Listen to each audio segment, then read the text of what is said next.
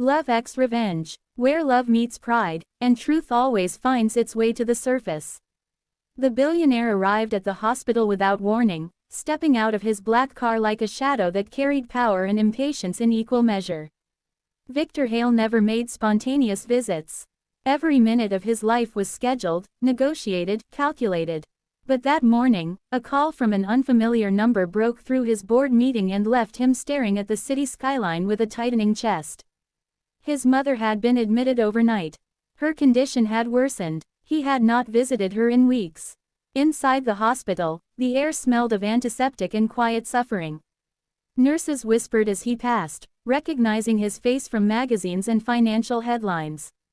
Victor ignored them all, his thoughts racing faster than his long strides. His fiancée, Eliza Monroe, followed closely behind in her designer heels, irritation barely hidden beneath her composed smile. "This place is depressing," she muttered.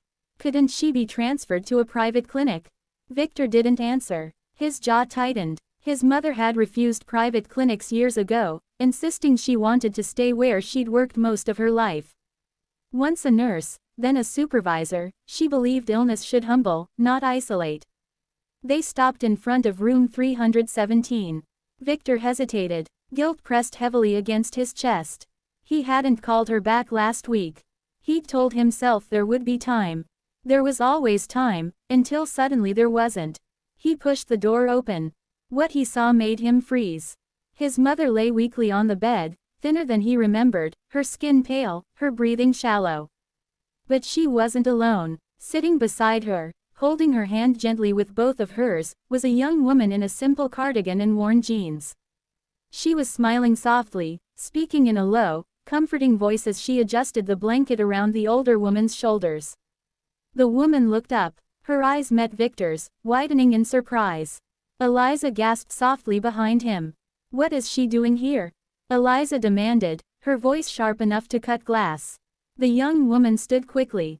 I'm sorry. I was just." Victor's mother smiled faintly. "Victor," she whispered. "You came." He stepped forward slowly, his eyes never leaving the stranger. Something about her felt familiar. Not her face, but the warmth she carried, the way his mother's tense fingers relaxed in her presence. "Who is she?" Eliza repeated, louder now. "This," Victor's mother said gently, "is Anna. She's been visiting me every day." Anna lowered her eyes. "I didn't mean to intrude. I can leave." "No," Victor said, surprising himself with the firmness in his voice. "Please, stay." Eliza stared at him. "Victor." His mother squeezed Anna's hand. "She's the reason I've been smiling these past few days." Eliza crossed her arms. "And how exactly does a random girl have access to this room?" Anna swallowed. "I volunteer here." Victor studied her more closely now.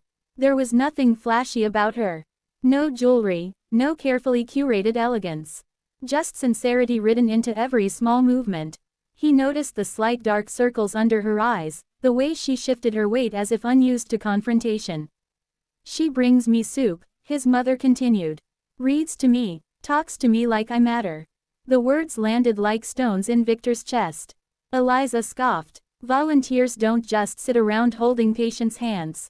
"They should," Victor's mother replied quietly. "More people would heal faster."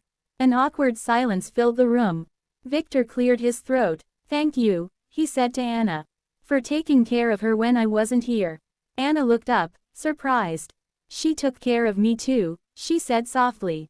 "In ways she probably doesn't realize." Eliza let out a sharp laugh. "This is absurd. Victor, we should speak to the hospital administration. There are boundaries." Victor turned to her slowly. "Enough, Eliza." She froze. "I said enough." His mother closed her eyes briefly, as if relieved. Anna stepped back. "I should go," she said again. "Visiting hours." "You can stay," Victor's mother insisted. "Please." Anna hesitated, then nodded, sitting back down. Eliza leaned close to Victor, her voice low and furious. "I don't like this. She's clearly manipulating the situation." "Stop," Victor said quietly. "You're embarrassing yourself." Her eyes flashed. "Excuse me." He didn't answer. His attention had returned to Anna, who was gently adjusting the IV tube, something she clearly knew how to do. "You've done this before," he said. She nodded. "My father was sick for a long time." The words carried weight. "Loss. Experience. What happened to him?" Victor asked. Anna's lips pressed together. "He passed away. In a room like this. Alone most days." His mother reached for Anna's hand again. "You weren't alone today," she whispered. Eliza stepped back as if struck. For the first time, she felt like an outsider. Later that evening, Victor walked Anna out into the corridor while Eliza remained behind, scrolling angrily through her phone. "You didn't have to defend me," Anna said quietly. "I did," Victor replied. "Because she was wrong." Anna smiled faintly. "You love your mother. I should love her better," he said. Their eyes met, something unspoken passing between them. Days passed. Victor returned again and again. At first for his mother, then increasingly for the quiet moments shared with Anna in the hallway, over vending machine coffee, during late evening visits when the hospital lights dimmed. Eliza noticed the change. "You're distant," she accused one night. "I'm seeing clearly," Victor replied. She laughed coldly. "Don't tell me this volunteer has something to do with it." Victor didn't deny it. "You're throwing away everything for a girl with nothing," Eliza snapped. He looked at her steadily. "She has compassion. Something you've never valued." The engagement ended quietly, without drama, without headlines. Eliza left with her pride wounded and her anger unresolved. When Victor told his mother, she smiled through tears. "I was afraid to hope," she said. Weeks later, Anna stood by Victor's side as his mother was discharged, frail but smiling, supported by love instead of machines. "I never planned this," Anna admitted as they walked toward the exit together. "Neither did I," Victor said. "But maybe some things aren't meant to be planned." She looked up at him. "I don't belong in your world." He smiled softly. "Maybe my world needs to change." As they stepped into the sunlight, Victor understood something for the first time in his life. Wealth had built his empire, power had protected it, but love, real, quiet, selfless love, had finally broken through his walls. And this time, he wasn't afraid to let it in.